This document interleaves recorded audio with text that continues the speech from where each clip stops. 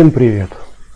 В эти сложные, немилосердные времена, мне кажется, как раз время вспомнить о милосердии и сострадании. Я хорошо понимаю, что эта тема сейчас не очень популярна в силу того, что сейчас происходит. И в то же время именно в такие отчаянные времена большинство людей вспоминает о милосердии и сострадании. И об этом конкретно применительно к тому, что сейчас происходит между Россией и Украиной, мы можем поговорить в конце этого стрима, если у вас будет желание. Но в этот вот конкретный момент я предлагаю обратиться к основной теме канала, к боевым искусствам, и как раз коснуться темы милосердия, сострадания, которая так или иначе касается нашей жизни боевой и, собственно, боевых искусств как таковых.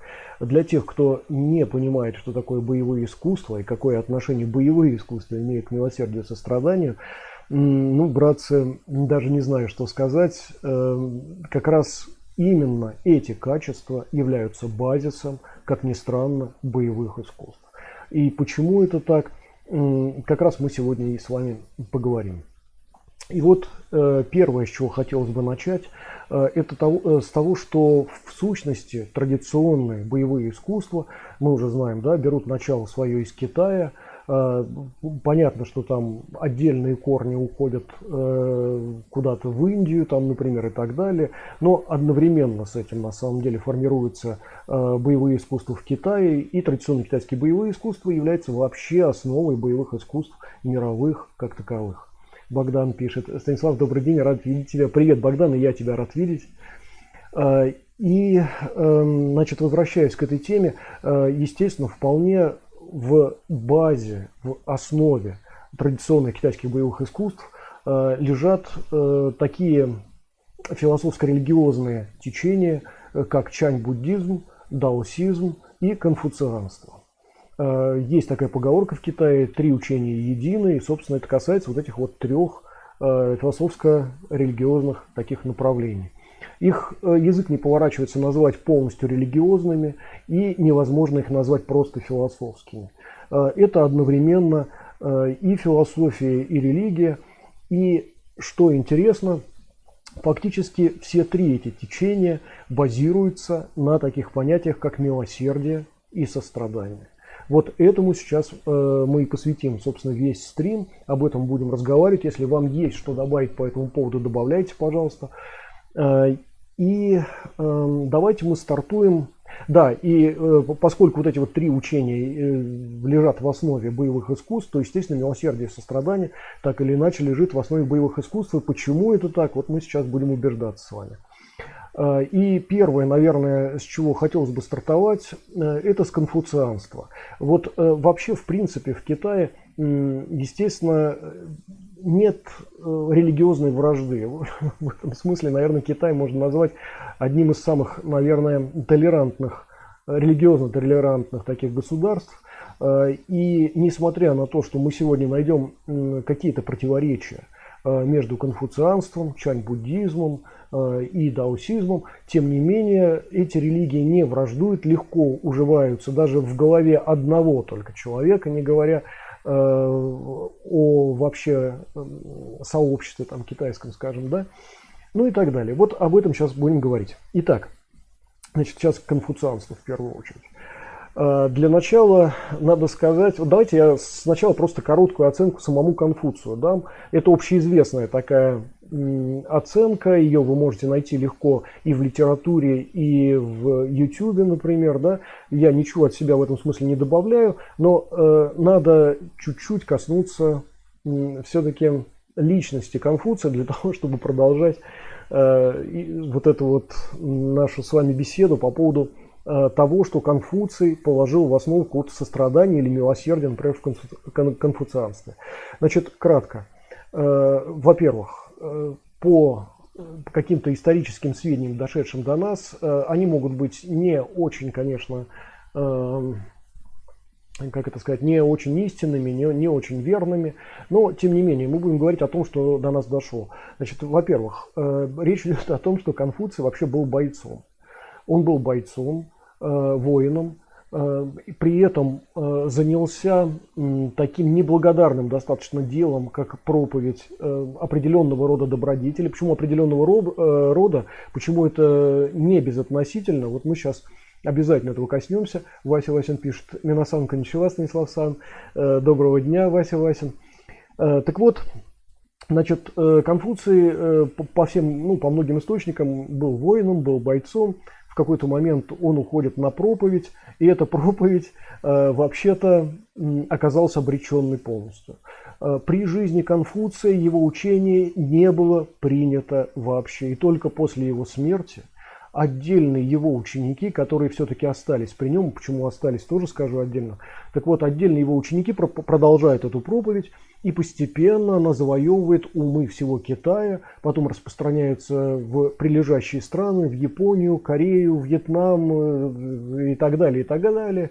И конфуцианство практически завоевывает, как некая идеология, завоевывает практически весь Дальний Восток. И в чем вообще проблема Конфуция основная была? Она заключалась в первую очередь в том, что у него просто был несносный характер. Вот об этом, по крайней мере, многие говорят, кто занимается историей, философией.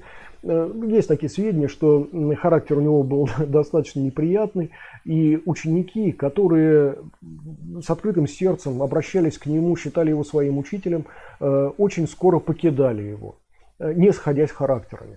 Достаточно сложная такая история. И вот Конфуций, он, знаете, как такой волк-одиночка, ходит, делает что-то, казалось бы, общественно полезное. Это общественно полезное оказывается никому особо не нужным, отрицается, отвергается всеми. Вот общая канва того, с чего начинается, собственно, конфуцианство в Китае. Вася Васин пишет: пересмотрел ваш прогноз на 22 год. Что-то мне подсказывает, что этот год закончится концом света.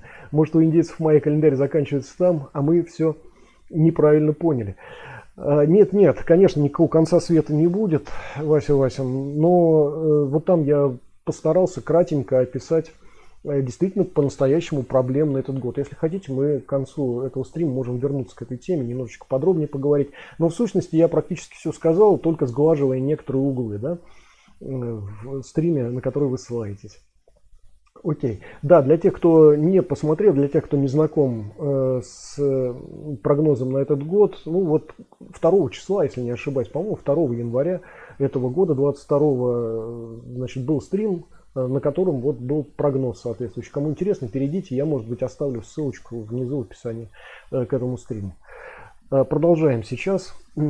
Так вот, значит, как видите, собственно, проповедь конфуцианства и в сущности само учение формируется в довольно невыгодных условиях для самого учения и для Конфуция, естественно. Но, как ни странно, вы знаете, как часто это бывает после смерти того или иного, ну, какого-то там деятеля, я не знаю, социального, политического, там, какого-то еще, может быть, в области литературы, там, например, деятеля, да, очень часто, что после его смерти его творения признаются совершенно уникальными, удивительными и начинают пользоваться популярностью. Кстати, что интересно, здесь вот, мне кажется, будет уместна некая аналогия со Львом Толстым. Как известно, тоже характер был очень своеобразный у этого человека. Кстати, что интересно, он увлекался даосизмом в том числе, если знаете, да, и вообще китайской философией, и его вот это, ну, как бы такое учение, непротивление злу насилием, мы сегодня к нему еще будем возвращаться, обязательно вспомним еще Льва Толстого, если только я не забуду об этом. Так вот, в сущности, вот представьте себе, что Толстой по-своему, наверное, гениальный, нет, он реально гениальный, конечно, автор, замечательный литератор, но мало кто его читал целиком, и уж «Война и мир», конечно, достаточно тяжелое, в общем-то, произведение. Но вот представьте себе на месте Конфуция, о котором мы сейчас говорим, вот представьте Льва Толстого. Да? Вот такая достаточно сложная фигура, хотя это, наверное, вот такая вот предложенная мною такая замена, наверное, она где-то, конечно, комична. Так, Вася Васин пишет: я только за, я не особо верю в прогнозы, но сейчас во многое готов уверовать. Хорошо, окей. Только напомните, ладно, если я забуду к концу стрима, тогда мы обязательно к этому вернемся. Окей. Так вот, значит, что такое милосердие по Конфуцию? Вообще идея милосердия, идея справедливости в учении Конфуция звучит и является, ну, если не какой-то осевой, то, по крайней мере, одной из важнейших. Вот эта вот идея является. И справедливость Конфуций рассматривает с точки зрения общества. Это очень важный момент. Не с точки зрения одного человека, не с точки зрения выгоды или невыгоды какой-то, да. Хотя нет, на самом деле с точки зрения выгоды тоже, наверное, но с точки зрения выгоды общества, еще раз. Это важный момент. И вот представьте себе, каким образом милосердие представляется Конфуцию в сущности. И то, что мы сейчас, в общем-то, имеем с точки зрения вот этой странной, достаточно жестокой, странного и жестокого закона, который является иногда слишком жестоким с точки зрения европейского человека, слишком жестоким является на Востоке, в Китае в частности, да, но легко принимается обществом. Вот в чем смысл вот этого непреклонного, жесткого, ну, в то же время как-то достаточно обтекаемого все-таки закона порой. В общем, основы этого, конечно, да, закладываются Конфуцием. До него существует понятие закона, существуют судьи, существует там, ну, некий судебный аппарат, так или иначе существует. Вот, но он в Китае достаточно такой неприведенный к общему какому-то знаменателю. Как известно, Китай это не единая страна, это сейчас мы ее воспринимаем как единую, при том, что сейчас она населена, эта страна, большим количеством разных совершенно народов, реально, ребят, разных, для нас, может быть, это все китайцы, но в реальности это разные народы с разными языками, три основных, как говорят, диалекта, но реально три разных совершенно языка, это так называемый мандаринский, это путунхуа, это шанхайский и кантонский. Вот такие три наиболее распространенные языка, но на самом деле на территории Китая существует еще большое количество диалектов этих языков и еще отдельные языки. Да? Значит, и я начал с судебной системы. Первоначально судебная система представляла собой достаточно разрозненный какой-то судебный аппарат, по-разному решающий одни и те же, в общем-то, вопросы в разных частях Китая и зачастую в разных даже городах, например. И вот постепенно вот эта беспорядочность, она приходит к некоему порядку, упорядочивается за счет как раз влияния конфуцианского учения. И в основе конфуцианского учения лежит представление о том, что преступник или преступники обязательно должны пострадать. Вот представьте себе, да, например, средневековую инквизицию. Вот представьте себе Европу, где фактически такая же история, даже с небольшим каким-то перехлестом, да, происходит. Существуют такие, как это сказать, прилюдные такие казни, показательные казни на площадях. Да. Почему это важно? Для того, чтобы все видели, каков итог жизни какого-то, например, преступника. Да? И в этом смысле закон не преклонен, он достаточно жесток, оправдания уже не принимаются после того, как принято решение, там, ну и так далее, и так далее. Понятно, что таким образом на самом деле, мы уже увидели, на протяжении всей истории человечества, таким образом преступления не вымарываются. Криминал от этого не становится меньше. Становится на единицу, на 10 человек там меньше, но криминал тут же, собственно, получает какое-то пополнение все равно. Иными словами, криминал вообще это социальное явление. Это не явление, которое искореняется только купированием самого криминала, да? Только войной с представителями, например, криминала. Да? Это социальное явление, это болезнь общества, социальная болезнь общества, и, соответственно, социальными же мерами значит, побеждается эта проблема. И в этом смысле жестокость, непреклонность, неподвижность, не гибкость закона, конечно, на сегодняшний день представляется рудиментом, честно сказать.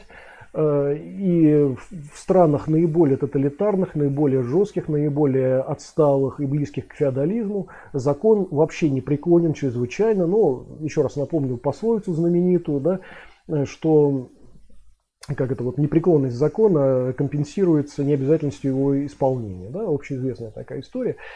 Так вот, несмотря на все старания Конфуция, в Китае в итоге складывается как раз система взяточничества, коррупции, да, которая легко обходит этот закон. Но мы сейчас не об этом говорим, мы говорим о том, вообще, какую функцию выполняет вот этот вот закон и понятие милосердия. Вот понятие милосердия по Конфуцию – это обязательность наказание для любого преступника. Обязательность наказания. Причем в итоге это приобретает удивительные совершенно масштабы, по нашему представлению, совершенно удивительные и ненужные масштабы. Вплоть до того, что если человек не выполняет чисто ритуальные какие-то практики, недостаточно низко поклонился там, где нужно, что-то неправильно себя как-то повел, неправильно присел, даже это постепенно начинает караться. Ну, там, где, по крайней мере, это имеет какое-то значение. Например, при дворе там, и так далее, в специальных инстанциях каких чиновничьих, китайских и так далее. То есть это приобретает какие-то странный достаточно характер, но Конфуций и его последователи настаивают на том, что в этом и проявляется милосердие. Нам сейчас это кажется парадоксальным, но постепенно я сейчас развиваю эту мысль. Дело в том, что в принципе, теоретически, казалось бы, на таком достаточно примитивном уровне, на уровне, еще раз, Конфуция, простите меня, все, кто любит его и читает его, все-таки это, мне кажется, достаточно примитивный уровень, достаточно примитивное представление о законе и милосердии, но, может быть, по тем временам оно как раз в самую точку было, не знаю.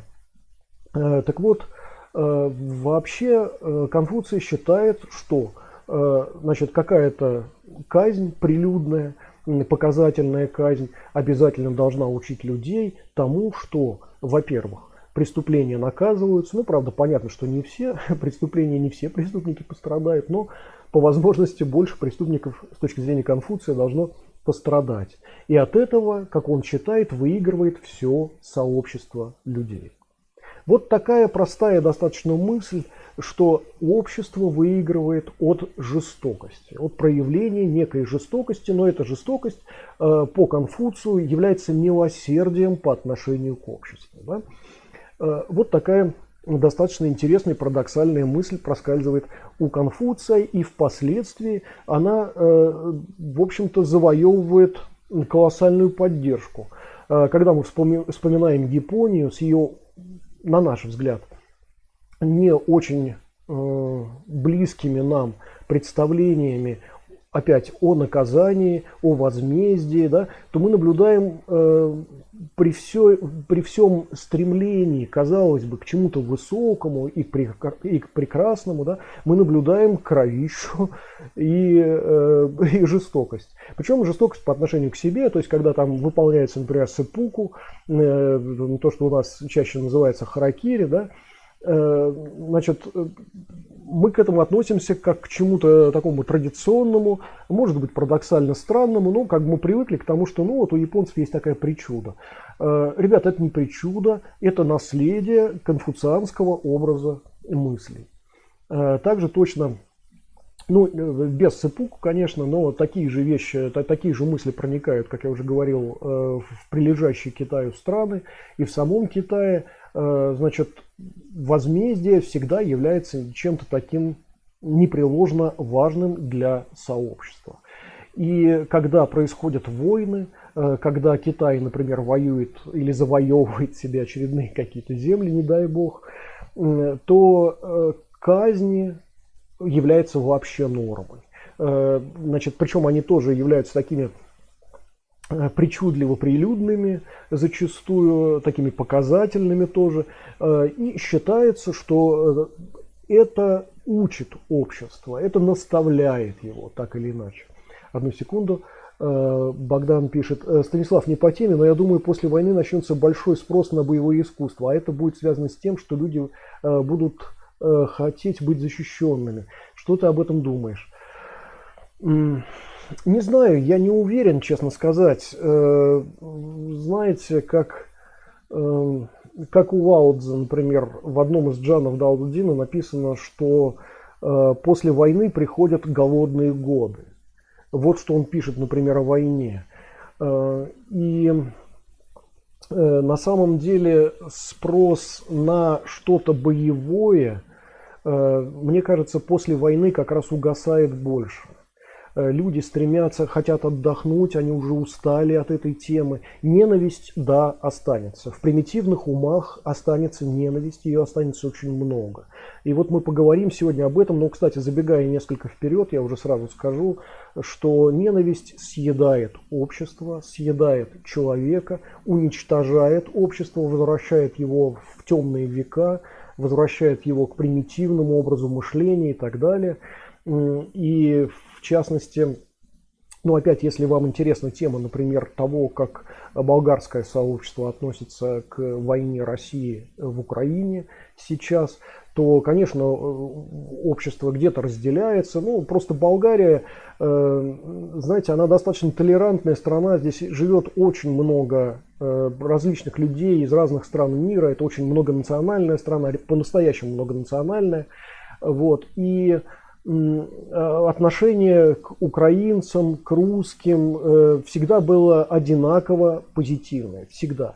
Но, к сожалению, здесь были и остаются еще до сих пор пропутинские какие-то идеи, да, и антипутинские, а также и нейтральные.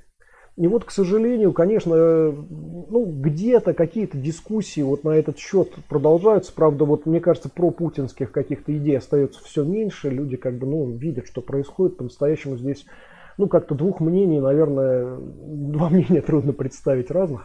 Но, тем не менее, значит, все-таки какие-то такие идеи еще немножечко здесь остаются. Вот. И, конечно, нет ненависти ни к русским здесь. Ну, может быть, у отдельных людей, я не знаю. Ни к украинцам, не дай бог, конечно, нет тоже никакой не ненависти, только сострадание и милосердие, о котором мы сегодня как раз говорим. Сейчас здесь, в Болгарии, много пунктов приема вещей, еды, и люди приносят действительно и еду, и постельные принадлежности, и принадлежности гигиены, и что только не несут, и обувь, и одежду, иногда очень плохие вещи, которые надо выбрасывать просто и все. Иногда по-настоящему новые, хорошие. Не типа «на тебе, Боже, то, что мне не гоже», а типа, ну, то, что вот от себя люди отрывают, даже последнюю рубашку, да, люди готовы предоставить там, я не знаю, комнату в собственной квартире здесь, например, и так далее. Ну, то есть все понимают, все идут навстречу. Вот, и даже, не поверите, я не буду рассказывать сейчас при каких обстоятельствах, но вот вчера, например, мы разговаривали, ну, случайно просто так, буквально минутное шапочное знакомство с ребятами, которые собирают помощь, которая отправляется в Украину. Вот, значит, немножечко с ними поговорили, и закончилась наша беседа, вот, слава Украине, героям слава, да. То есть, ну, на самом деле, вот такие идеи здесь в основном, значит, существуют и распространяются и так далее. Вместе с тем, ребят, конечно, я очень опасаюсь, что в примитивных умах все это будет превращаться в ненависть. И так и будет обязательно, но я надеюсь, что больше сейчас людей все-таки интеллектуально развитых, правильно понимающих ситуацию, обстановку и так далее. И не будет здесь, я надеюсь, что не будет трений ни между украинцами и, например, болгарами, или русскими и болгарами, между украинцами и русскими. Здесь мы все заодно. Здесь, когда вот были акции протеста перед российскими посольствами и консульствами, то люди шли одновременно с двумя флагами, и Украины, и России, одновременно, вот просто рука об руку. Да, потому что действительно Россия как таковая, Россия против этой войны, не может ее поддержать. Это естественно вполне. И никакие оправдания по поводу тоже того, что эта война, вот, развязанная Россией, что она является какой-то милосердной, например, или справедливой, или еще такие оправдания, но они нелепы, просто откровенно нелепы, это всем совершенно понятно. Вот. И милосердие и сострадание, вот почему я сегодня выступаю с этим стримом, с этой темой, милосердие и сострадание именно сейчас важнее всего. Я хорошо понимаю, что сейчас многие люди, особенно эмоционально нестабильные, питаются ненавистью. Они этой ненавистью пытаются при помощи этой ненависти, как при помощи достаточно мощного такого эмоционального какого-то переживания, они пытаются пережить эти жуткие дни. Но, братцы, ненависть — это не то, что вам позволит пережить, что нам позволит пережить это. Нам позволит пережить правильное представление о том, что мы все люди, о том, что мы обязаны поддерживать и прощать в том числе друг друга. Мы обязаны быть вместе, и только если мы будем вместе, мы будем побеждать.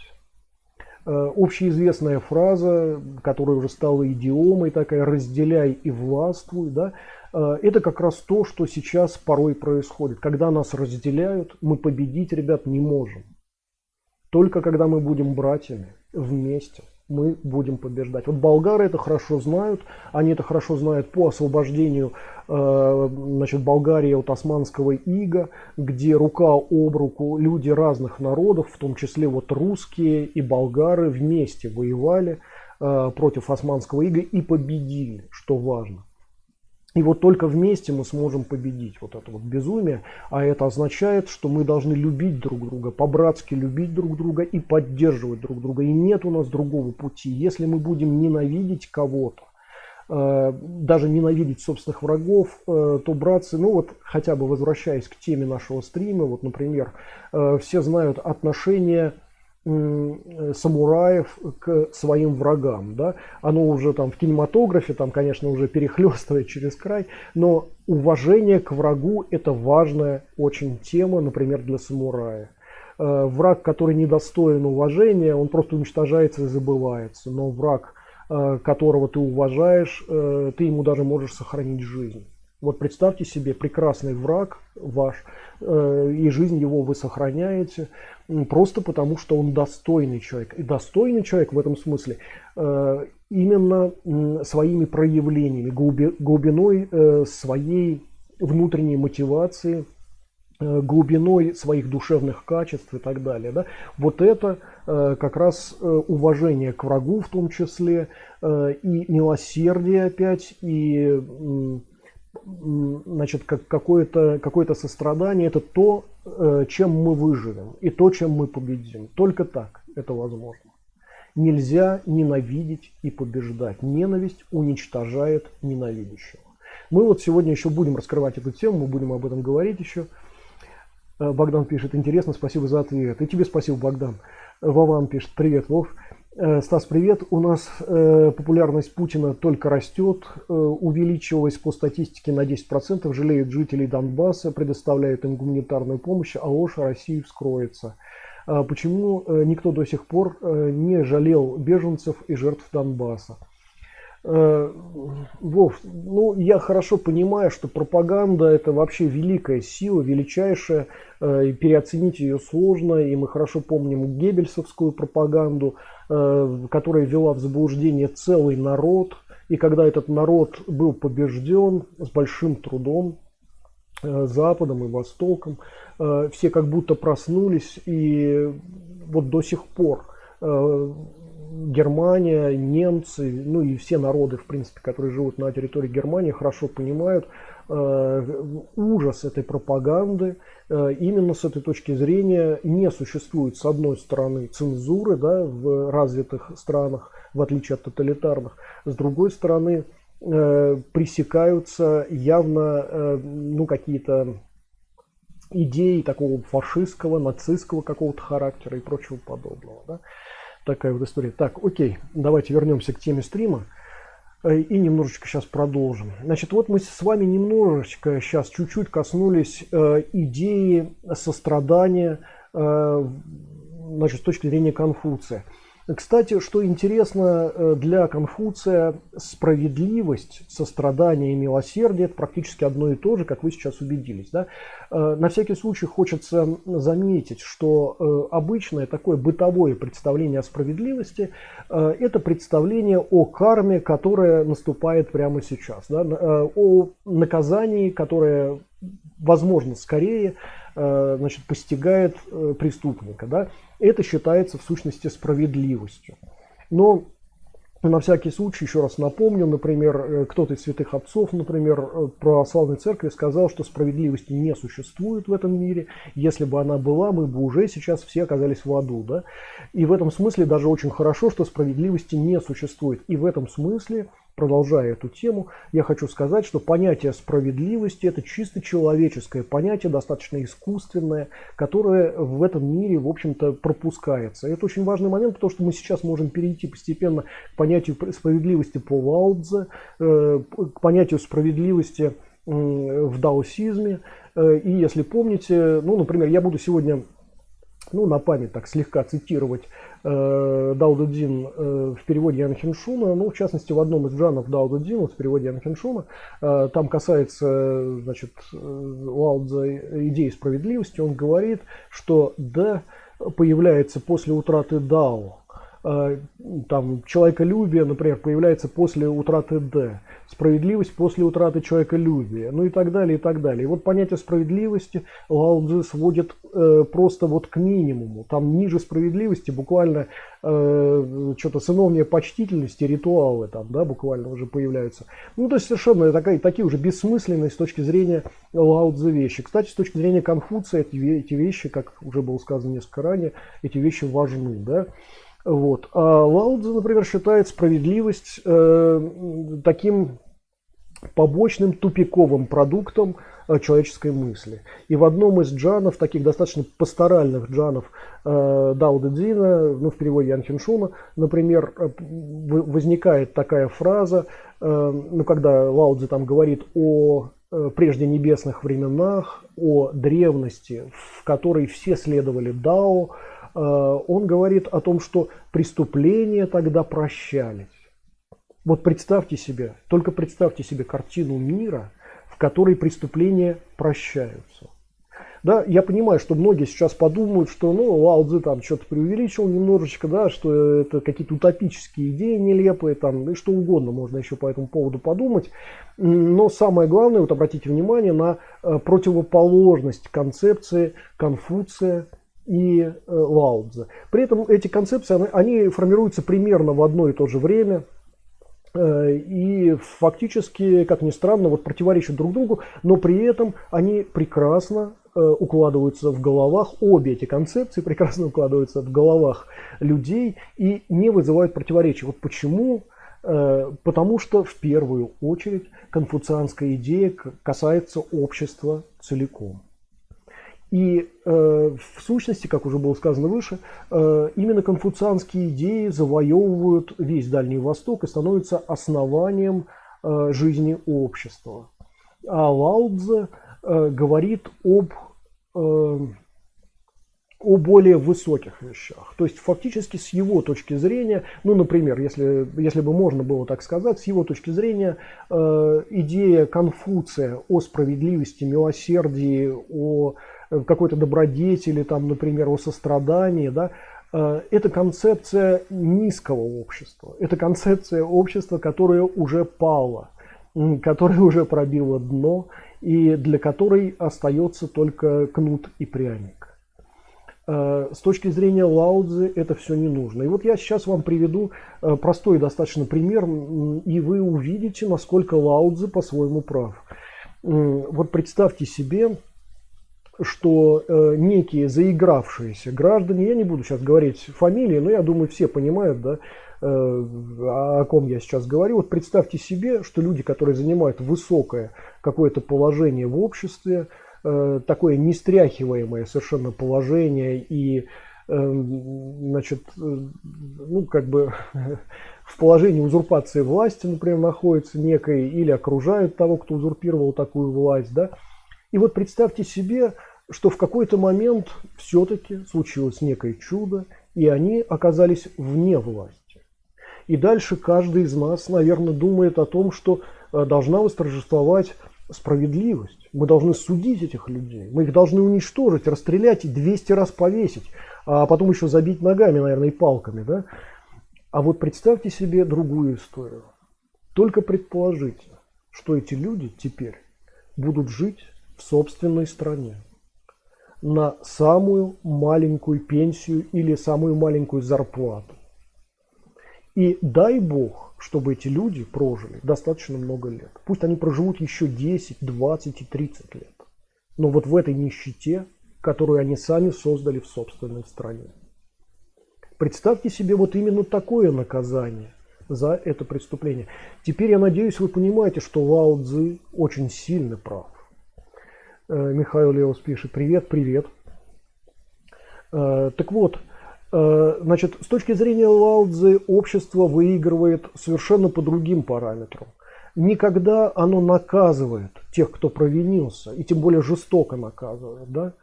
А с точки зрения Лао Цзы, значит, преступника надо просто оставлять в покое, но оставлять, как бы это сказать, вот, например, концепция потери лица. Это концепция, которая развивается у Конфуция, да, но она уже в китайском обществе, она уже как-то сформирована несколько раньше, хотя Конфуций развивает эту тему там, и так далее, и так далее. Что такое потеря лица с точки зрения, например, китайца? Да? Это идея не рукопожатости, это идея отверженности, это человек, который является изгоем общества. Да? Человек, потерявший лицо, это уже изгой общества. Его жизнь самая незавидная. Это значит, что он будет жить явно в нищете и явно ничего в этой жизни хорошего больше не увидит. Это не просто поддержка социальная какая-то окружающих людей, а это означает, что в принципе он уже является неприкасаемым. Да? Неприкасаемым, как это мы видим в самой низшей касте, в самой низшей варне в Индии, как вот мы с вами относительно недавно об этом говорили. Вот. И с этой точки зрения, когда Лао Цзы говорит, что преступления прощались, он говорит именно об этом. О том, что не надо вносить корректив дальнейших в жизнь человека. Достаточно просто определить, что он совершил преступление. После этого общество само его отвергает. И дальнейшая жизнь этого человека ужасающая. Да? Также точно... И в других местах мы видим подтверждение этого, в других джанах у Лао Цзы звучит идея того, что, ну, например, когда он говорит о злодеях и преступниках, он говорит о том, что не нужны чиновники, не нужны войска для того, чтобы выявить преступников. На самом деле народ сам прекрасно справляется с тем, чтобы выявлять преступников в собственной среде. Да? И с этой точки зрения, вот, кстати говоря, Лао Цзы представляется одним из первых анархистов, потому что это идеи анархические именно. Это идеи, которые говорят о том, что большинство институтов власти, сложившихся на сегодняшний день, на самом деле уже не нужны. Да? И вот Лао Цзы еще в те времена, далекие времена, фактически это же утверждает, что общество может формироваться совершенно по другим принципам, для нас сейчас не очень хорошо представляемым, но с точки зрения Лао Цзы и с точки зрения, например, анархизма, как он есть, такие вещи как раз представляются очень легко. Так вот, с точки зрения Лао Цзы оказывается, как уже было сказано, что люди сами легко определяют негодяев каких-то в своей среде и способны их не наказывать, но достаточно просто выявления таких негодяев для того, чтобы их жизнь превратилась в ад только за счет того, что они являются уже отверженными в этом обществе. Причем такая отверженность не носит какого-то характера специального. Им не вешают табличку на шею какую-то и клейма какого-то на лбу не выжигают. Да? Достаточно просто того, что человек уже оказывается в самом низком социальном слое, и дальше уже отсюда, собственно, выхода практически никакого нет. Вот что такое несправедливость, а следование Дао по Лао Цзы. Да? Справедливость с его точки зрения это уже вот как раз когда пробили дно. Это когда человечество пало в своих представлениях о жизни ниже некуда. Значит, теперь сейчас кратенько, прям немножечко коснемся представления о сострадании, милосердии и справедливости в чань-буддизме, да? А потом посмотрим, как это в сущности укладывается все вместе, да, в одной голове, например. Так вот, с точки зрения чань-буддизма, сострадание, в первую очередь сострадание, выглядит таким образом. Значит, вы знаете, что чань-буддизм практически преемник Махаяны. Идея Махаяны заключается в том, что вы можете самосовершенствоваться до определенного момента, до момента перехода в нирвану. Да? Но вот здесь как раз последователям чань-буддизма предлагается остановиться и в нирвану не переходить до тех пор, пока не спасется какая-то часть хотя бы живых существ, или лучше все живые существа. Ну, в частности, такой парадокс одного из патриархов чань-буддизма, значит, не патриархов чань-буддизма, я неправильно говорю, а одного из значительных людей чань-буддизма спрашивают: вот вы сейчас вот умрете уже там через пару часов, он буквально при смерти, да, вот когда вы умрете, вы, наверное, в чистые земли, в рай попадете. Он говорит: нет, я в ад попаду. И ученики такие: как в ад? Как так может быть? Он говорит: а кто же вас оттуда будет вытаскивать? Вот понимаете, да, вот это и есть представление о милосердии и сострадании с точки зрения чань-буддизма. Ваша задача не просто спастись, спрыгнуть с этого бешеного паровоза. Ваша задача спасти тех, кто рядом с вами. Вот так в первую очередь представляется сострадание и милосердие в чань-буддизме. И здесь возникает представление о справедливости именно такое. Справедливо – это не то, что справедливо для общества, как по Конфуцию, не то, что милосердно для общества, но не милосердно к преступнику. Да? И справедливо – это не то, о чем говорит Лао Цзэ, например, когда говорит о том, что понятие справедливости – это искусственное и очень негибкое дитя человеческих размышлений. И справедливости не существует в этом мире, и слава Богу, как бы по Лао Цзэ, да? Вот. А с точки зрения чань-буддизма идея справедливости заключается в том, чтобы спасти как можно больше людей, не людей, вернее, а как можно больше существ вообще во всех мирах. Да? Вот такая вот идея. И именно эта идея базовая, именно такой справедливости, именно такого сострадания и милосердия, она развивается дальше. И в сущности, с точки зрения чань-буддизма, оказывается, что вот в бытовом таком утилитарном как-то применении милосердие и сострадание заключается в том, что на самом деле вы можете вести себя как угодно. Вы можете клеймить позором преступника или человека, который себя повел как-то неправильно. Это ваше право. Вы можете ему все простить, и это тоже ваше право. И вы можете наказать его, и это тоже ваше право и право общества. Но при этом чань-буддизм говорит о том, что закон кармы никто не отменял.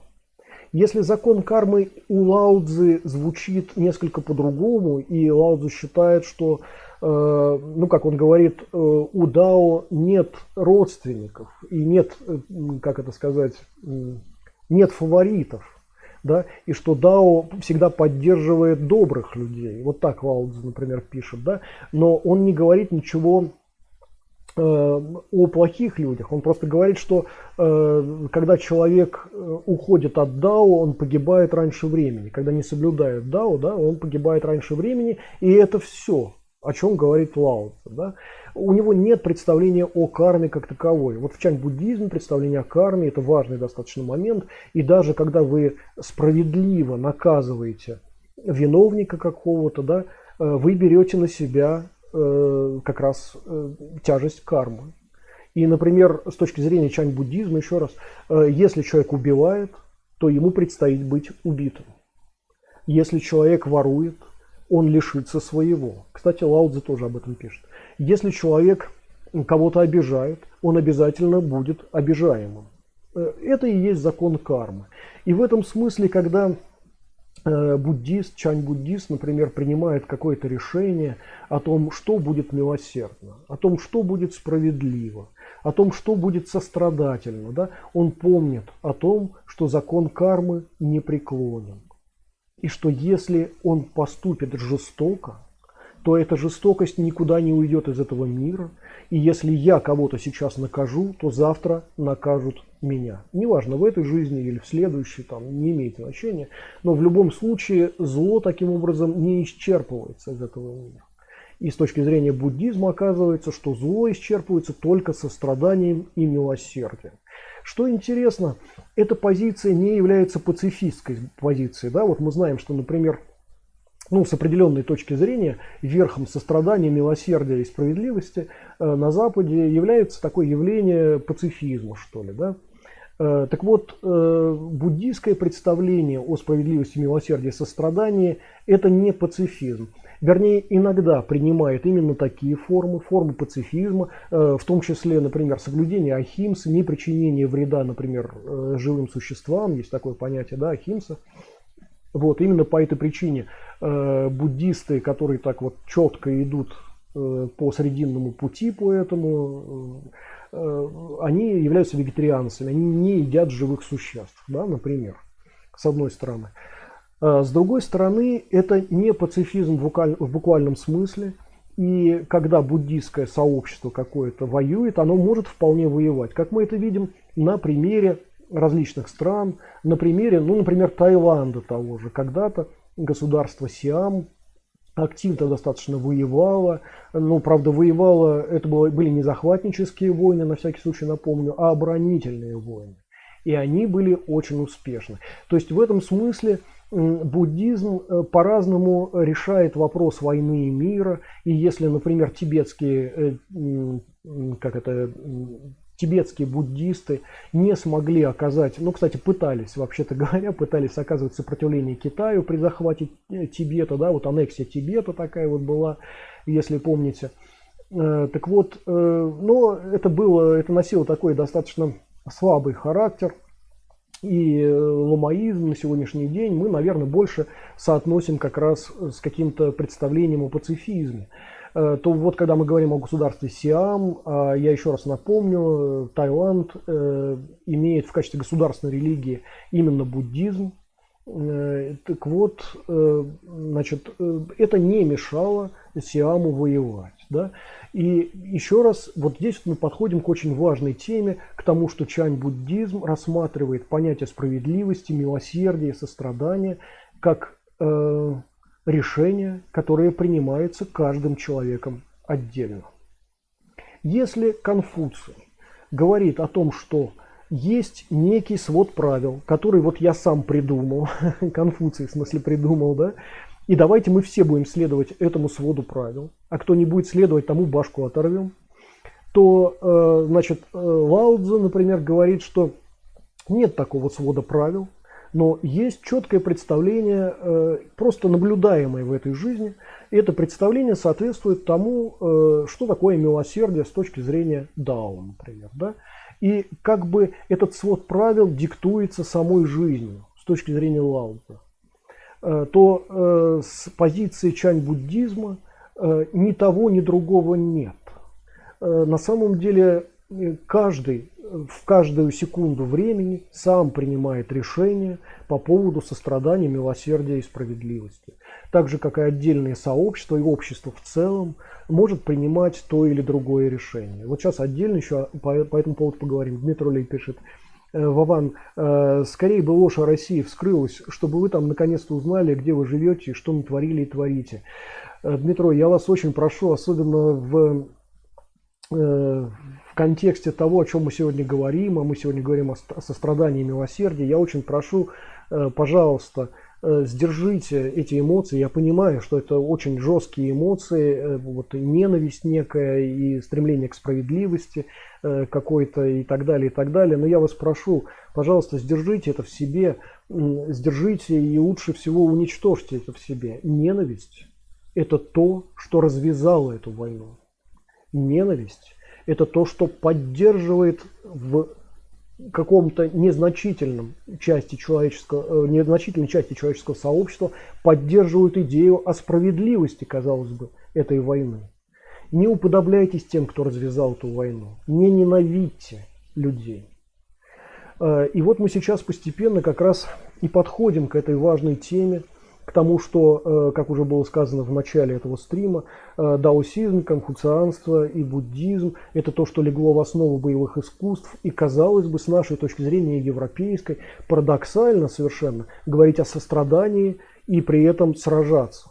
С жестокостью, с определенной сражаться. Да? И если для Конфуция это нормально, что армия рубит башки там всем подряд, всех уничтожает и так далее, это вот конфуцианский такой подход, то с точки зрения Лао Цзы и Чань буддизма эта история совершенно по-другому выглядит.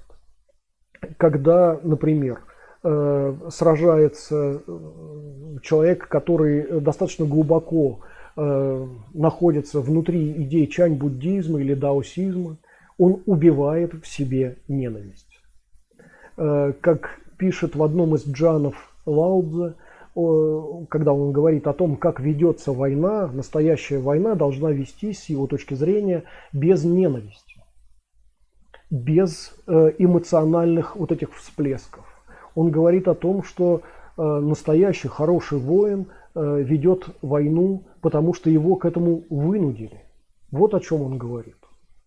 Он говорит о том, что не ненависть, а сострадание позволяет побеждать воину. Это уже в другом джане. Да? Вот такие, казалось бы, для нас парадоксальные идеи, но эти идеи, я думаю, сейчас наиболее важны. Нужно помнить о том, что не ненавистью вы должны руководствоваться, когда вы проявляете милосердие, когда вы думаете о справедливости и когда вы проявляете сострадание. Не ненавистью нужно руководствоваться, а нужно руководствоваться именно состраданием. Война, которая ведется из милосердия и сострадания, эта война не может быть проиграна по определению. С точки зрения Лао Цзы и с точки зрения чань-буддизма. И даже если такая война формально проигрывается, то люди, которые ее вели и которые выжили, они продолжают эти идеи, и они всю свою жизнь будут бороться за, именно с точки зрения милосердия и сострадания, будут бороться против того, кто проявляет насилие, против того, кто проявляет вот эту агрессию какую-то и ненависть, против тех, кто живет ненавистью. Вот надо помнить о том, что с точки зрения Дальнего Востока, с точки зрения трех вот этих учений, которые составляют единое целое, казалось бы, да, конфуцианства, буддизма, чань-буддизма и даосизма, с этой точки зрения ненависть – это самое худшее, что можно себе представить. И в этом смысле эти учения сходятся. Да? Вот. И когда мы говорим, например, еще раз вот возвращаясь к теме чань-буддизма и подхода к справедливости, к состраданию, к милосердию и так далее. В данном случае боец или воин, который сражается и который ненавидит, который находится в эмоциональном таком всплеске, да, с точки зрения чань-буддизма у этого человека уже отсутствует разум. А там, где нет разума, не ведется хорошая война, настоящая война.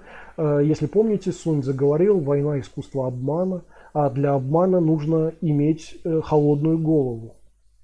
И для ведения боевых действий нужно иметь холодную голову, не руководствоваться ненавистью. Да?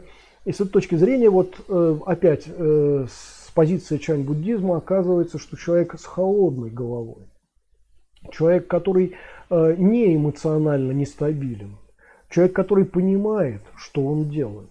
Да? Именно такой человек способен побеждать того, кто эмоционально нестабилен. Кстати, что интересно, здесь мы видим достаточно много таких вот, с нашей точки зрения, парадоксов, но парадоксами они не являются. Вот я постепенно эти идеи как-то вот разворачиваю перед вами, и вы видите, что парадоксального на самом деле здесь нет ничего. Да? Сейчас, одну секунду, Лютый пишет: приветствую, я против войны, против вторжения. Здесь общество сильно разделилось. Да, хорошо понимаю, и как я уже говорил, это закон власти. Разделяй и властвуй. Вот на самом деле мы должны быть едины, мы должны объединиться, и тогда мы только будем побеждать с вами. Если нас разделяют, если мы ненавидим друг друга, то мы не победим. Не надо дать разделять общество. Лютый пишет: в России. Да-да, хорошо, я понимаю это, да. Окей. Так вот, да, кстати, по поводу парадоксов. Вот, например, один из кажущихся парадоксов чань-буддизма, раз уж мы о нем сейчас говорим, да. Смотрите, например, вот общеизвестна вот эта вот концепция, да, что бытие – это иллюзия, да, все знают, что на самом деле настоящее бытие за пределами этого бытия, да, с точки зрения чань-буддизма, оно, настоящее бытие наступает там, где мы переходим в нирвану, когда все наши связи с этим иллюзорным бытием угасают, да, мы автоматически оказываемся совершенно в другом бытии. Кстати, что интересно, это другое бытие у Лао Цзы, например, называется небытие, да, нередко, и так далее. И в сущности это является некой желаемой целью и для буддиста, и для даоса, да, во многом. Во многом здесь пересекается все это. Так вот, с точки зрения опять буддизма, например, один из парадоксов, который я хотел привести здесь, просто для того, чтобы немножко разрядить обстановку, и для того, чтобы мы себе представляли, что парадоксов на самом деле в дальневосточных учениях нет. Так вот, еще раз, вот эта вот концепция иллюзорности бытия, по идее, у атеиста, да, например, атеиста приводит к тому, что Бога нет, или богов нет, например, да, раз все является продуктом, условно, нашей иллюзии, нашего ума, если хотите, да, то понятно, что Бога нет. Мы сами себе боги. Так сказал бы атеист. Но буддист говорит по-другому. Если все иллюзорно, и наше представление о Боге тоже иллюзорно, значит, Бог существует. Хотя бы потому, что существует это иллюзорное бытие. Да? И это нам может показаться парадоксальным до тех пор, пока вот мы не развернем логику именно таким образом. И с этой точки зрения, знаете, неверно говорят, например, что буддизм – это атеистическая религия. Вообще не так. И говорят, что буддизм не поддерживает идею Бога или богов, или творцов мира. Это тоже не так. Буддизм просто не занимается этими вопросами. Но это не значит, что он отрицает что-то. Буддизм вообще ничего не отрицает. Он не отрицает наличие любой иллюзии. Неважно, насколько она кажется объективной. Буддизм легко оперирует с любыми объектами. Легко относясь к ним, потому что они, с точки зрения буддизма, являются иллюзорными. И вот с этой точки зрения как раз те понятия, о которых мы сегодня говорили, например, когда мы говорим о справедливости, об идее справедливости, для буддизма идея справедливости – это такая же иллюзия, как воздушный замок, который мы можем придумать в своем сознании, который мы можем оформлять еще дополнительно, постоянно возвращаясь к этому образу, но при этом этот замок существовать не будет. Но в качестве иллюзии в нашем сознании, например, он существует. Именно так буддизм смотрит на идею справедливости. Для буддиста нет опять понятия справедливости, как для любого развитого интеллектуального человека нет представления о справедливости. Для буддиста справедливость – это такая же иллюзия, как и любая наша фантазия, по сути. И главной темой буддизма продолжает быть идея милосердия и сострадания. То есть основой, конечно, буддизма является нирвана и стремление к нирване. Основой буддизма является представление о том, что мы все являемся тадхагатами, мы все имеем в себе чистую природу Будды. Не в смысле какого-то Будды, а каждый из нас, если хотите, отдельно Будда. Хотя буддизм рассматривает вот это дробление на личности, рассматривает тоже как иллюзию в сущности. Да? Кстати, такая же идея заложена в суфизме. Но, тем не менее, в сущности, каждый из нас имеет природу Будды внутри себя, и ее надо просто пробудить в себе. Пробудить в себе то чистое, не загрязненное вот этой иллюзией или нашими представлениями какими-то об этой иллюзии. Да? Значит, и этого будет достаточно для того, чтобы уже перейти в нирвану, но вот здесь вот чань-буддизм предлагает остановиться для того, чтобы оказать помощь и поддержку окружающим. Не для того, чтобы всем показать там факт, например, да, и свалить с этого бешеного паровоза. Все умрут, а я останусь, да? А для того, чтобы помочь тем, кто живет, в том числе ненавистью, в том числе другими какими-то иллюзиями, вот этими вот страхами, ужасами, желанием власти, денег, желанием доминировать и так далее, вот в том числе и этим людям помочь. Вот какова идея, в сущности, чань-буддизма по отношению к справедливости, милосердию и состраданию. То есть тема сострадания здесь является одной из самых ключевых тем. Да? В то время как в даосизме, например, идея сострадания и милосердия – это не краеугольная тема. С точки зрения Лао Цзы идея милосердия, сострадания, она и так проявляется. Достаточно того, что каждый из нас живет, каждому из нас даются возможности для того, чтобы прокормить себя, например, прокормить свою семью, если хотите, для того, чтобы самореализоваться в этом мире и так далее. Этого уже достаточно с точки зрения даосов, с точки зрения, значит, милосердия, сострадания. Как известно, да, одной из высочайших таких граней, что ли, высочайших вершин в даосизме является некое отшельничество. И это отшельничество очень простого качества. Когда человек просто уходит в горы, в леса, я не знаю, еще куда-то, да, и живет так, как живет. Когда при помощи бакланов, например, ловится рыба, да, приручают бакланов, которые по природе по своей способны ловить рыбу. Вот. И просто этот баклан ловит эту рыбу, в том числе и для своего хозяина, например, да, и так далее.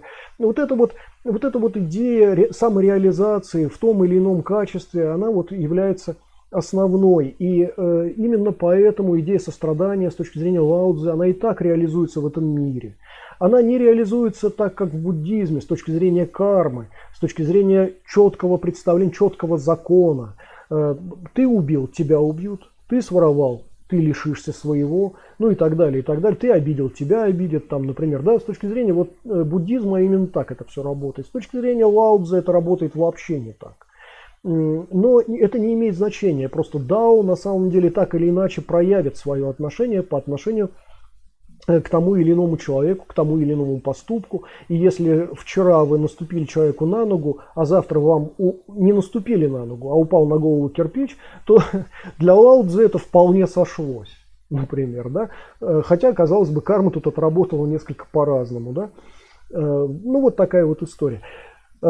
И каким же образом вот эти вот разные идеи, разные представления о справедливости, о сострадании, о милосердии, как же они уживаются в одной голове или в одном обществе, например?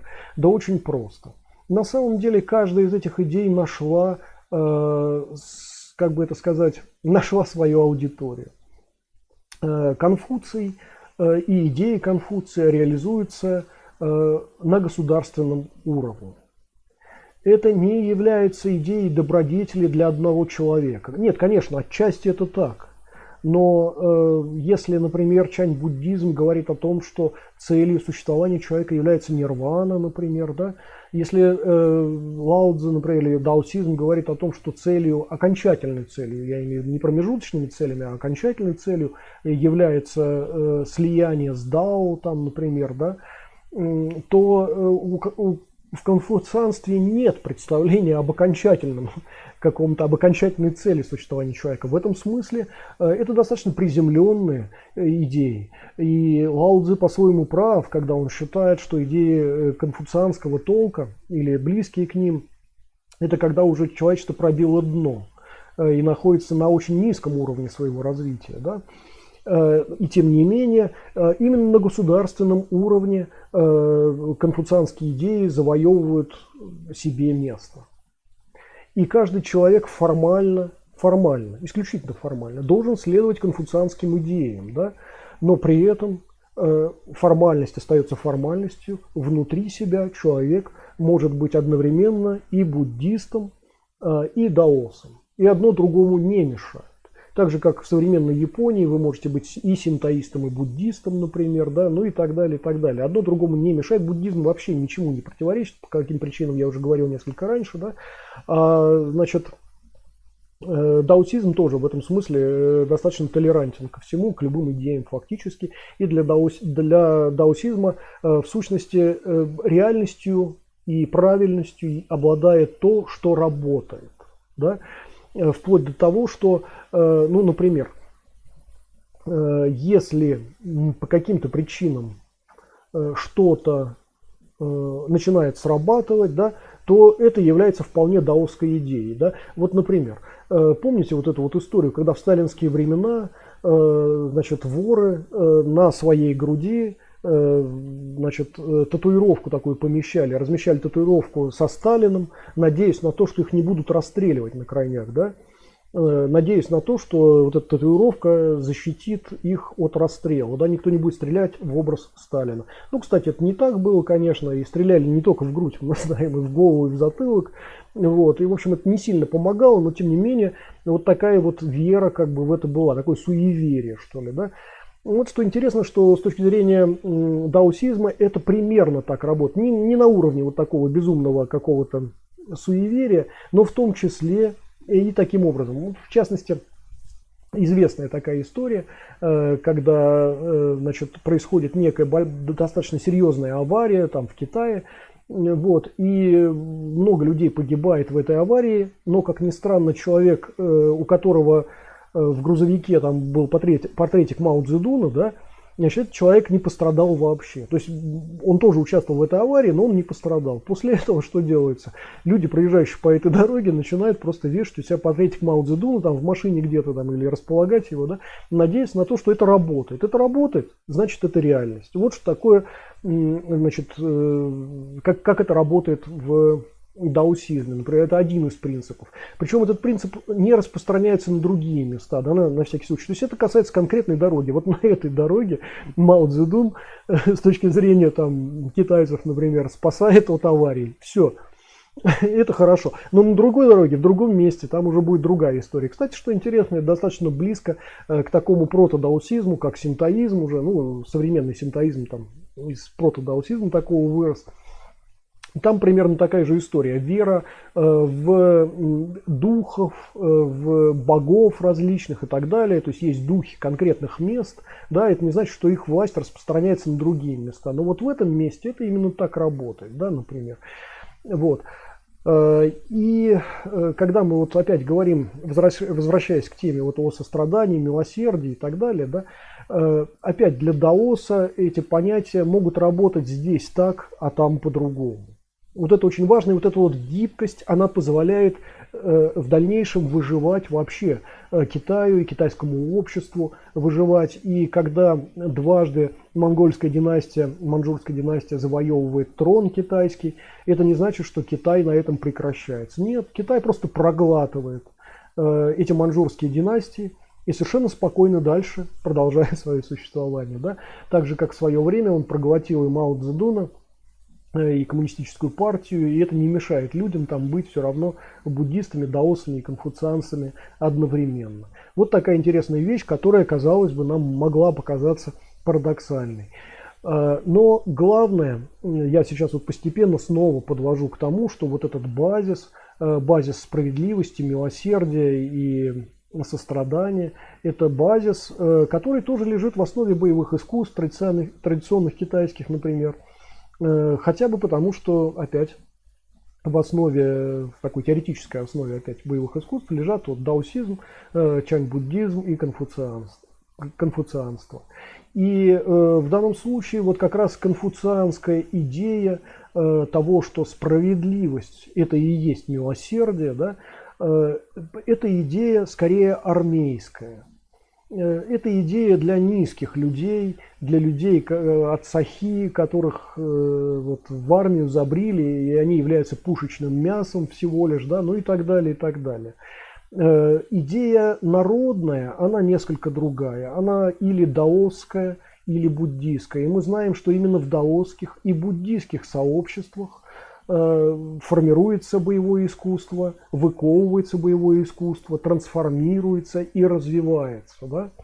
И в этом смысле как раз народное боевое искусство является основной движущей силой в Китае. Не военное боевое искусство, а именно народное боевое искусство. Это то, что является вообще источником боевых искусств. И в этом смысле как раз идея императорского экзамена, когда вот вы, например, практикуете боевые искусства какое-то продолжительное время где-то, а потом приходите на службу к императору и сдаете императорские экзамены, показываете, что вы офигенный боец, и поэтому вы получаете какую-то должность, там, например, в императорской армии. Именно так это работает. То есть вы формируетесь как боец еще до того, как поступите на службу. Да? И в этом смысле, конечно, больший приоритет и большие преференции имеет именно народные боевые искусства, а не армейские. Да?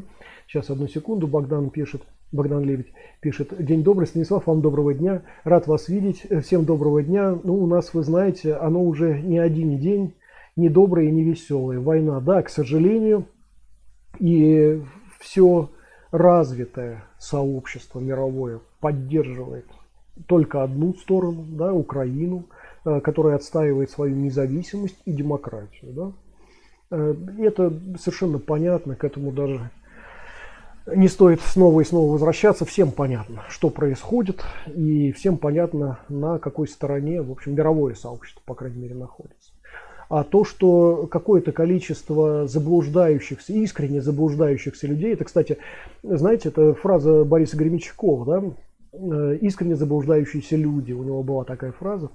И то, что вот есть искренне заблуждающиеся люди, которые как бы являются приверженцами другой стороны, значит, на этой войне, ну, мне кажется, их не надо понимать, таких людей, их просто надо, ну, оставить в покое.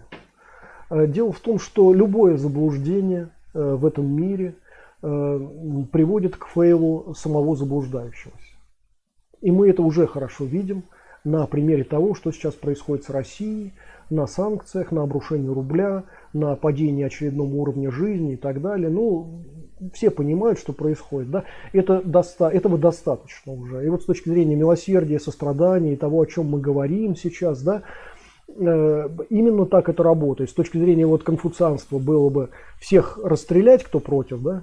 А с точки зрения даосизма и чань-буддизма уже происходит вот это наказание за преступление, и этого достаточно. Оставьте все как есть. Да? Вот так примерно. Так, Васин пишет: не забудьте про прогнозы. Хорошо, давайте сейчас, в принципе, мы уже более-менее развили эту тему, развили тему сострадания, милосердия. Мне кажется, это сейчас нужнее всего и важнее всего. Еще раз, ребят, если вы воюете при помощи ненависти, то вы поддерживаете агрессивную сторону. Вы поддерживаете тех, кто развязывает войну при помощи ненависти.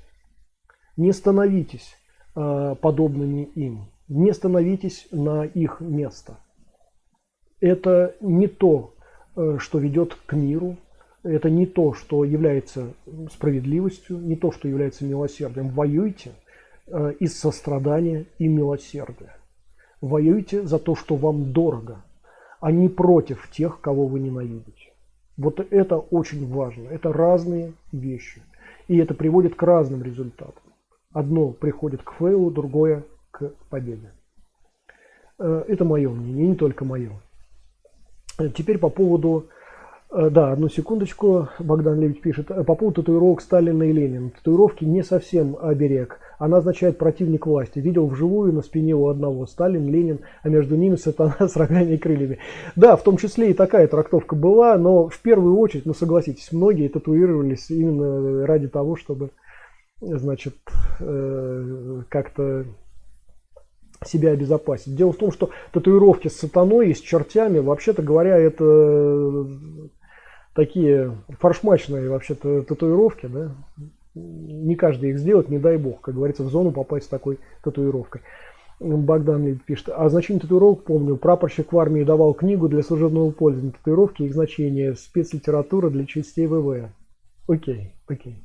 Хорошо. Так, по поводу прогнозов. Значит, ребят, еще раз я повешу ссылочку на прогнозы внизу в описании к этому стриму. Но, в принципе, если вы перейдете просто на плейлист этого канала, плейлист называется «Стримы», то вы найдете, по-моему, от 2 января, если я не ошибаюсь, по-моему, 2 января у нас был этот стрим, в котором мы коснулись в том числе и прогнозов на этот год. Там, если перейдете к тайм-кодам в описании, да, вы найдете там поздравления с Новым годом, прогноз на год, там, на 22 и так далее. Там более-менее было это все сказано, рассказано.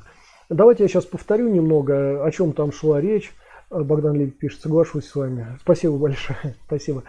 Так вот, о чем шла речь в прогнозе? В прогнозе, ребят, я не астролог, я не занимаюсь вот этими вот предсказаниями и прогнозами и прочим подобным, поэтому это не об этом. Но уже 3-й год я вот даю короткие прогнозы на следующий год, не потому что я их выдумываю, не потому что я что-то...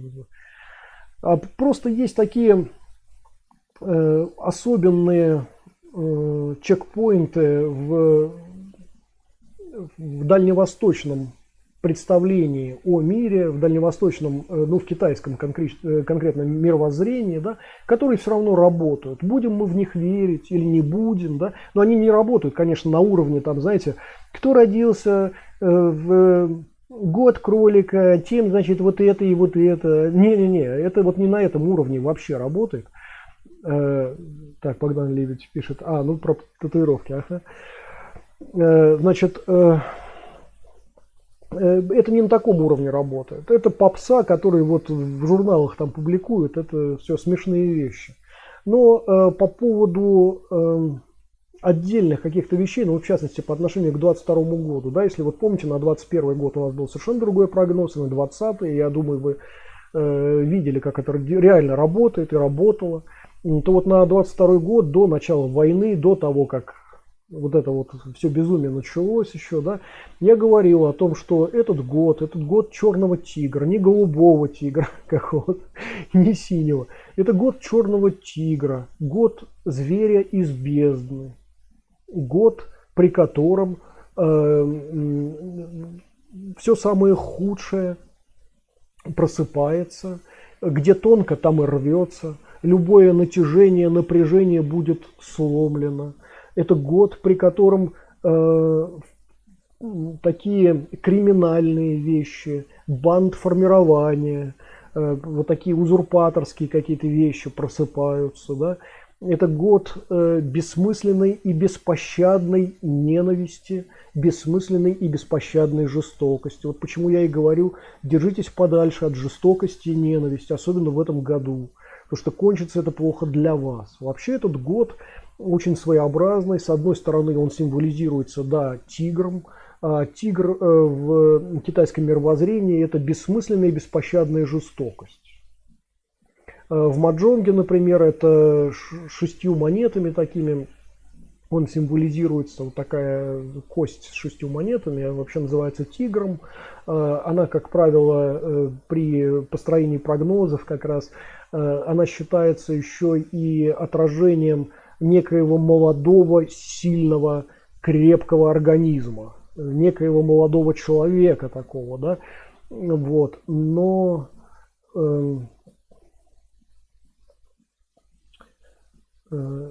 Ой, прошу прощения, не 6, а 8 монетами. Прошу прощения, 6 это другая.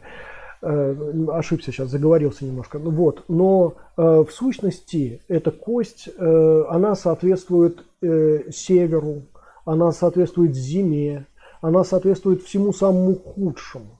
Хуже есть только одна кость, которая символизирует огонь. Это такая шестерка там в маджонге. И огонь, он может быть положительно и отрицательно себя проявлять, но по большей части отрицательно. Это сгорание всего, как бы, да. А тигр – это такая кость, которая говорит о бессмысленной, беспощадной жестокости по большей части, да. И если она совпадает вот еще с костями север, зима или подобными какими-то, да, это уже дело совсем плохо. Так вот, что интересно Почему этот тигр, о котором мы говорим, тигр 22 года, почему он черный?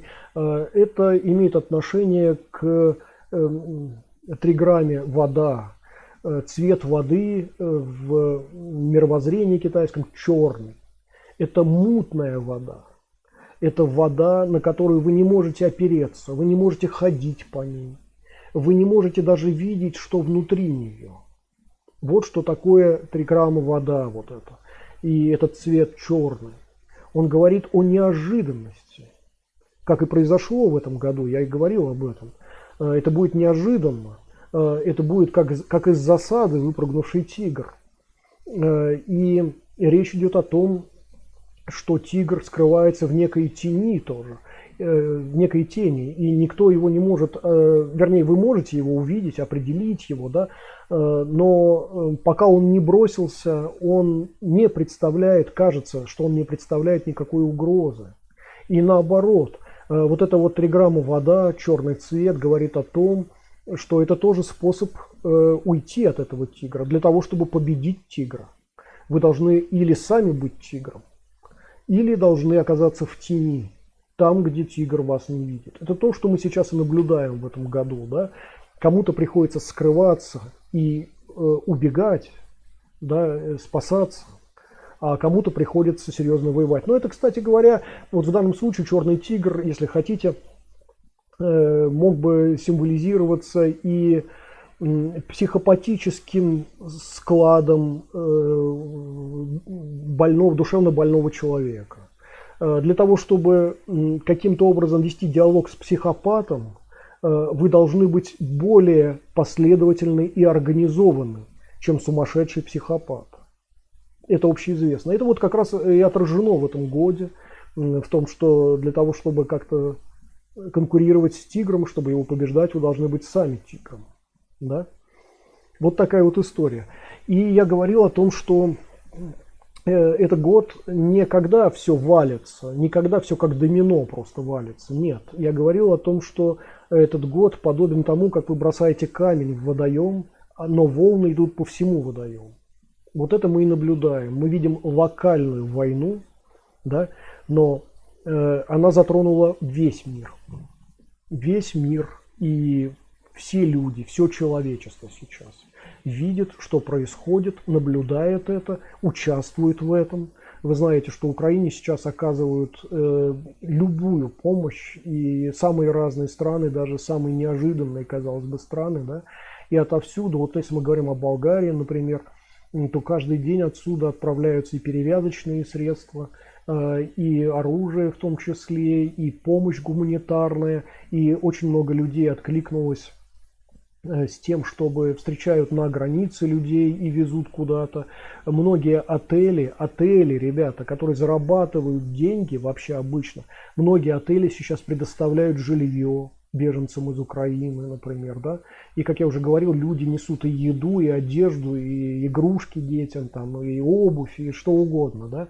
То есть реально люди отозвались так, что сейчас на складах, вот организованы такие склады, значит, где люди, куда люди могут приносить какую-то помощь. Так вот, на складах сейчас переполнено все, потому что даже столько беженцев сейчас нет в Болгарии, сколько уже собрано вот помощи, да.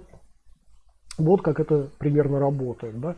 Я просто к тому, что вот эти вот круги по воде, они продолжают идти и будут идти еще. И мы, я еще раз напомню, сейчас только 3-й месяц этого года.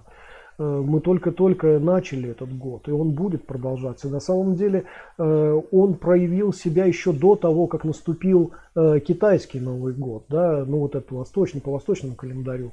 Вот. И на самом деле он и закончится тоже не тогда, когда произойдет 23-й год по восточному календарю, а он закончится тоже позже. То есть в данном случае тигр этот черный, он бушует, он продолжает жестокость вот эту вот свою развивать там, и так далее, и так далее. И это будет продолжаться, к сожалению. То есть этот год имеет очень такой длинный шлейф, неприятный. Поэтому я и говорил всем, братцы, будьте осмотрительны и мужественны, да? Значит, терпение, сострадание, помощь, взаимная помощь, милосердие, Еще раз, осмотрительность – это то, что вам поможет в этом году. Не поможет в этом году ненависть. Поможет только милосердие и сострадание. Вот, собственно, к этому я и призываю. Еще раз, это я не пацифист, я не тот человек, вы знаете, да, я боевыми искусствами занимаюсь. Вот, и для меня сражаться – это как дышать. И, в общем, я надеюсь, вы понимаете, что это не пацифистская позиция. Это позиция того, чему сегодня посвящен этот стрим, фактически. Да? Еще раз, сражение из ненависти, поступить на зло кому-то, это значит наказать себя в конечном итоге. Сражаться за любовь к ближнему, сражаться за свою землю, сражаться из сострадания и милосердия к тем, кто вызывает это сострадание и милосердие, это путь к победе. Это разные вещи. Вася Васин пишет, в принципе, не все так плохо, конца света не будет. Главное, чтобы были позитивные моменты. Позитивные моменты, они всегда бывают, конечно, даже в самые черные времена, да, как у Гребенщикова есть такая фраза, я сжимаю в руке колокочущий мрак. Да? Просто на самом деле вот такие сложные времена, такие тяжелые времена сразу показывают, во-первых, кто есть кто. И кто является каким человеком. Если вы были человеком, в котором ненависть давно пустила корни, то сейчас самое ваше время. Но помните о том, что вы сейчас на стороне зла тогда, на стороне тьмы. И ничего хорошего из этого не получится. А если вы сражаетесь на стороне света, добра и милосердия, да, сражаетесь как следует, то вы близки к победе. Вот в этом разница. Богдан пишет, полностью согласен с тобой, Станислав, поможет сострадание и милосердие. Да, взаимная помощь, объединение наше, единство только нам поможет. Другого нет. Если нас разделят, значит нас победят. Это общеизвестно. Кстати, в Болгарии, знаете, да, что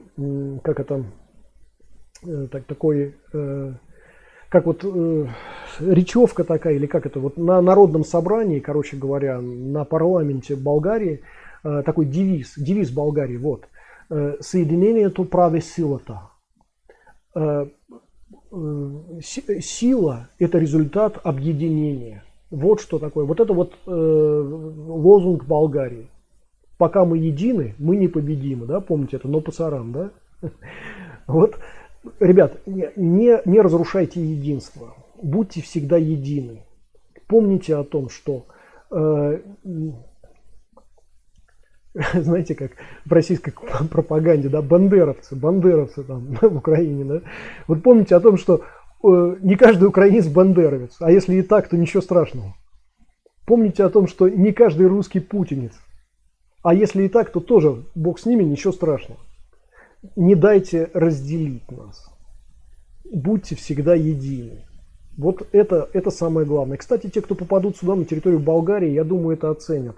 Мы уже видим тут тревожных людей, которые приезжают прям на нервах, на таких приезжают, там, они готовы тоже тут биться и тут сражаться, хотя здесь сражаться не с кем, здесь вас только поддерживают.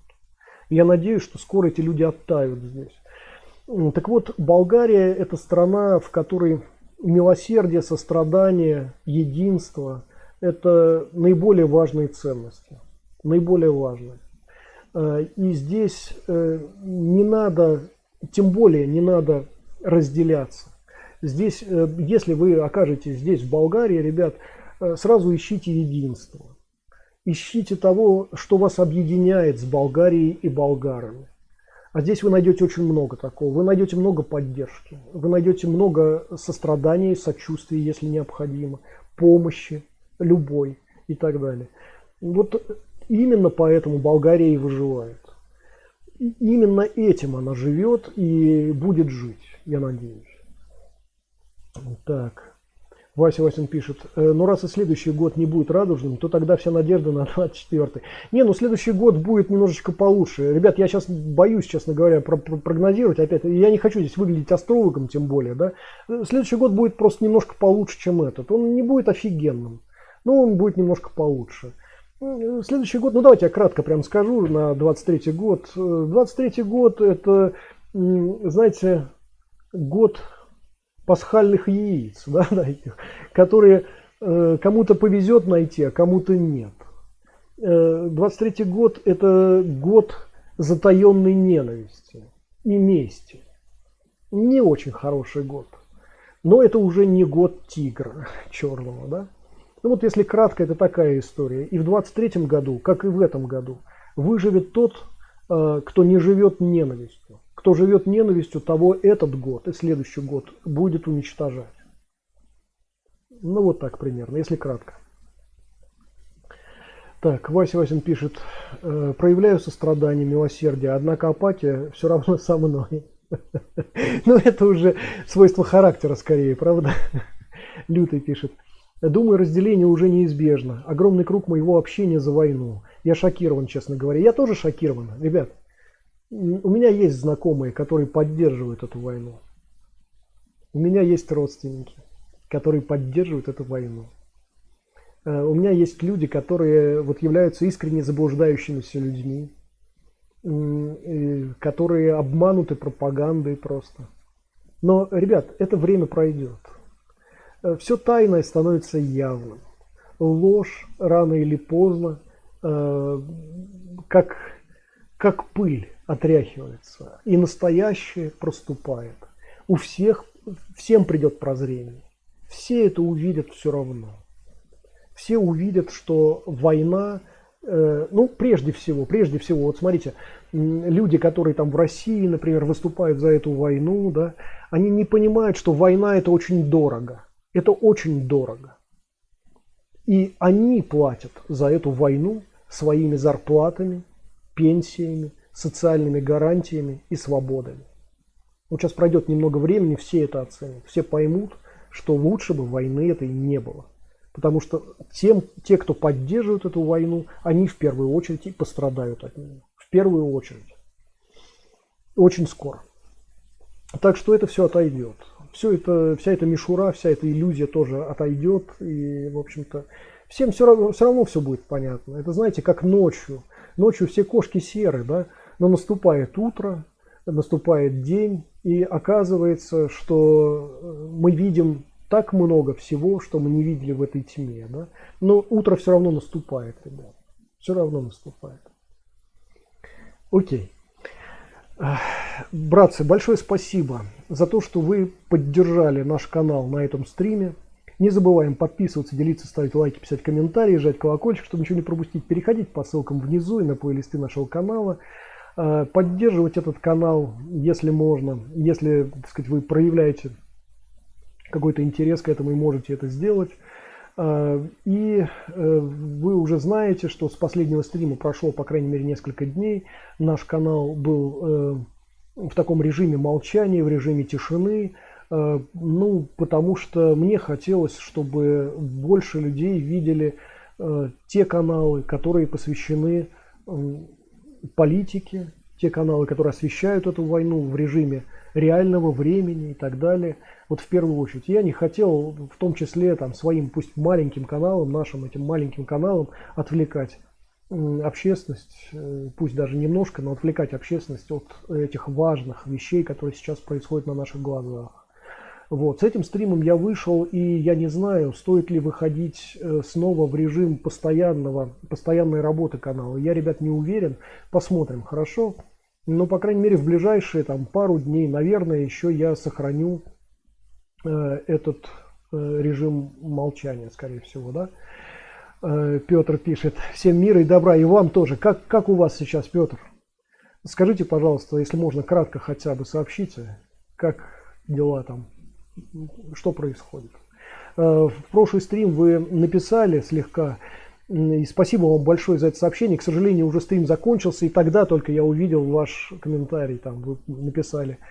Как сейчас обстоят дела? Если можно, я вот сейчас подожду просто немножечко, подожду вашего ответа. Мне очень важно это. Я с Виктором периодически переписываюсь, в том числе, ну, там редко, я стараюсь не дергать тоже. Я понимаю, что люди живут в условиях войны, и еще их там задергивать этим всем вопросами какими-то дурацкими, как вы там, что вы там и так далее, мне просто неудобно на самом деле. Но я постоянно слежу за тем, что происходит в Украине. И, в общем, сказать, это все ужасает, это все расстраивает очень, конечно. И что мы можем от себя делать, мы тоже здесь делаем, но на территории Болгарии, конечно. Здесь очень многие люди, как я уже говорил, откликнулись на это горе, на эти ужасные обстоятельства, в которых люди оказались. И Болгария что может, делает сейчас и тоже принимает беженцев. Я знаю, что больше всего беженцев из Украины попадают в Польшу. Часть людей оказывается в Румынии, например, или в других странах, но в том числе и в Болгарию, потому что там через 3 страны практически, да, сюда можно попасть. Но в том числе здесь Болгария тоже принимает беженцев. И часть беженцев движется даже в Турцию, у кого там есть знакомые или родственники, да, в Турцию, значит, в том числе движутся. Лютый пишет: спасибо, миру мир. И вам спасибо большое, и мы победим, ребят. Петр, я, к сожалению, не дождался от вас ответа, но надеюсь, что все-таки где-то в конце мы увидим ваш ответ или хотя бы в комментарии. Да, если можно, напишите тоже, как дела вообще, как что. Всем добра, всем мира. Надеюсь на этот мир и на взаимную поддержку. Надеюсь на то, что нас не разделят. И вместе, и только вместе мы, ребят, победим. Да? Всего доброго. Скоро, я надеюсь, увидимся. Счастливо.